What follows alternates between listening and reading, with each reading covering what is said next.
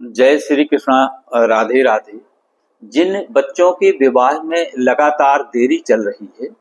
और सभी प्रकार की कोशिश करने के पश्चात भी विवाह पक्का नहीं हो रहा है। साथियों, यदि बच्चों की उम्र 25-30 या फिर 30 प्लस हो गई है तो कोई ना कोई ग्रह परेशान कर रहा है, जिसके कारण से विवाह में देरी चल रही है। तो उसका उपाय ये है कि आप किसी भी जन्म कुंडली विशेषज्ञ से अपने बच्चों की कुंडली का विश्लेषण कराएं और पता करें कि कौन सा ग्रह विरोधी बना हुआ है अथवा किस ग्रह की दशा, अंतरदशा अथवा महादशा चल रही है। उस पर्टिकुलर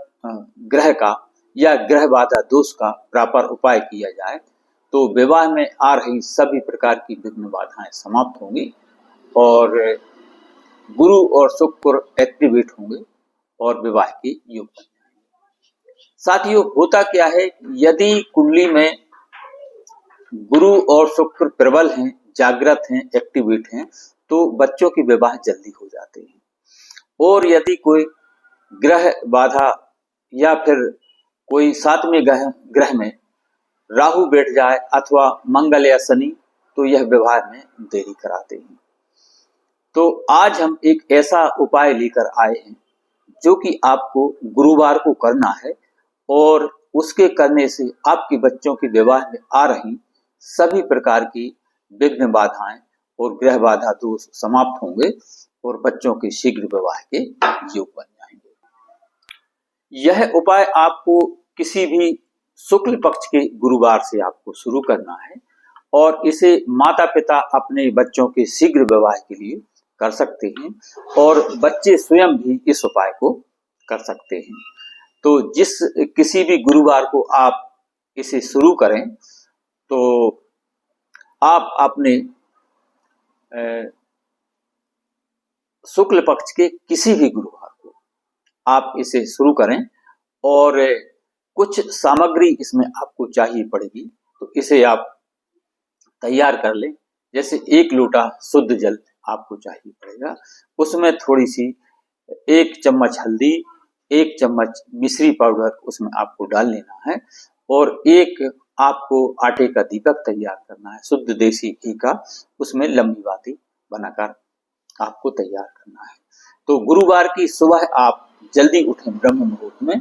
और स्नान आदि से निवृत्त होने के पश्चात स्वच्छ और धुले हुए आपको पीले अथवा सफेद कलर के वस्त्र आपको धारण कर लेना है और अपने पूजा घर में पहुंच जाना है। तो सर्वप्रथम एक शुद्ध देसी घी का दीप प्रज्वलित करें और अपने पूजा घर में विराजित सभी देवी देवताओं को आपको प्रणाम करना है और भगवान गणेश, भगवान भोले बाबा, श्री हरि विष्णु, हनुमान जी महाराज, अपने पितृ देवता, कुल देवता जिनकी आप पूजा करते हैं, जिन्हें आप मानते हैं, उन सभी को प्रणाम करें और इस उपाय की सफलता के लिए उनसे आशीर्वाद मांगें। और बच्चे यह उपाय स्वयं कर रहे हैं तो उन्हें स्वयं के विवाह के लिए भगवान से प्रार्थना करना है। इसके पश्चात आप एक शुद्ध जल का लोटा तैयार करें, उसमें 1 चम्मच हल्दी पाउडर और 1 चम्मच मिश्री अथवा चीनी उसमें आपको डाल लेना है और एक शुद्ध देसी घी का आपको दीप तैयार करना है और इतनी सामग्री लेकर के अपने आसपास के किसी भी पीपल के वृक्ष के पास आपको चले जाना है और उससे पहले आपको एक कलावा यानी मौली धागा भी तैयार करना है। यानी कि आपके बच्चे की जो भी लंबाई हो, यानी ऊंचाई, हाइट जिसे कहते हैं, कि अपने बच्चे की हाइट का 7 गुना है, बल्कि ये आप पहले से तैयार कर लें। एक धागा लें, चाहे रील का धागा हो अथवा मौली धागा ले लें, तो उसे आप एक 7 गुना, यानी जनरली बच्चों की ऊंचाई 5.5 फुट से 6 फुट के लगभग होती है, तो आप 7 पना 35, 7 छिंग 42, यानी कि 35 से 42 फुट के लगभग का आपको धागा चाहिए पड़ेगा। तो उसे आप एक हल्दी की घोल में, यानी एक कटोरी में थोड़ा सा हल्दी पाउडर ले लें और उसका थोड़ा सा गंगा जल या शुद्ध जल डाल करके घोल बनाएं और उस धागे को आपको पीला कर लेना है और थोड़ी देर के लिए सूखने को रख देना है। तो इतनी 3 चीजें लेकर के आपको अपने आसपास के पीपल के वृक्ष के पास जाना है, यानी पीला धागा, यही कोई 35 से 42 फुट के लगभग, और 1 लोटा शुद्ध जल, चीनी अथवा मिश्री और हल्दी पाउडर वाला, और एक शुद्ध देसी घी का दीपक, लंबी बत्ती वाला आटे का दीपक। ये 3 चीजें लेकर के अपने आसपास के किसी भी पीपल के वृक्ष के पास आपको चले जाना है। बस इस बात का ध्यान रखें कि पीपल का वृक्ष पूजित होना चाहिए। पूजित से मतलब है कि आपके अलावा वहां पर और भी लोग पीपल का पूजन करने, दीपक लगाने अथवा जल देने जाते हों, ऐसे किसी पीपल के वृक्ष के पास आपको चले जाना है। और वहां पर पहुंचकर सर्वप्रथम जो आप शुद्ध देसी घी का दीप ले गए थे उसे प्रज्वलित करें, भगवान लक्ष्मी नारायण को प्रणाम करें, श्री हरि विष्णु जी, गणेश भगवान, भोले बाबा, हनुमान जी महाराज, इन्हें प्रणाम करें और जो आप दीप लेकर गए थे उसे प्रज्वलित करें।